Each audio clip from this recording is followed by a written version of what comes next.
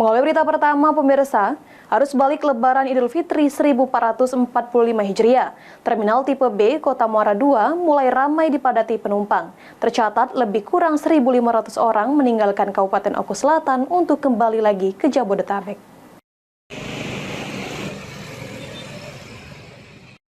Puncak arus balik mudik Lebaran Idul Fitri 1445 Hijriah di Terminal Tipe B Kota Muara II mulai ramai dipadati penumpang.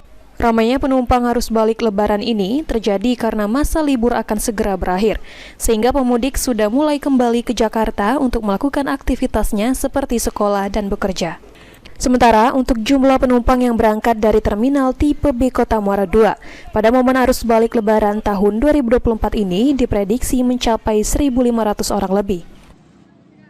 Dari Muara II. Tujuan kita kemana ini? Ke Jakarta. Ngapain ke Jakarta, Dek? Kerja. Kerja? Kita mau mudik lagi, mau kerja. Karena hari Selasa kan tanggal 16 sudah harus kerja lagi. Kerja di mana, Dek? Di Jaksel. Jadi liburannya cuma sebentar ya? Iya, jadi liburannya kalau dari kantor kan dari tanggal 7 sampai tanggal 16. Jadi 16 masuk lagi, maksudnya sampai tanggal 15. Oh, makanya sudah dulu pulang ya? Iya. Harapan kita sendiri pas arus balik ini seperti apa?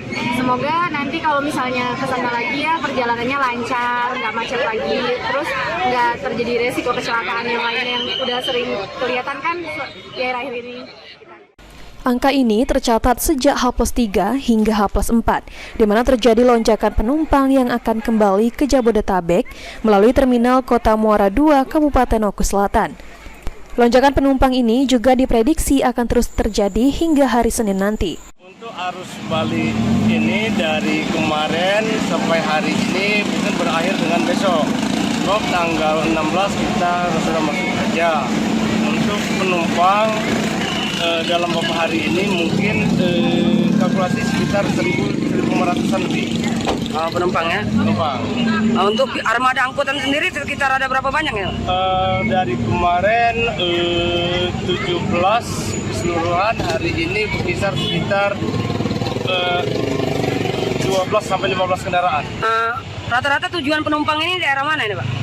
Jabodetabek, Bekasi, Kampung Rambutan, tapi terakhirnya di Bekasi. Sri Fitriana, PAL TV.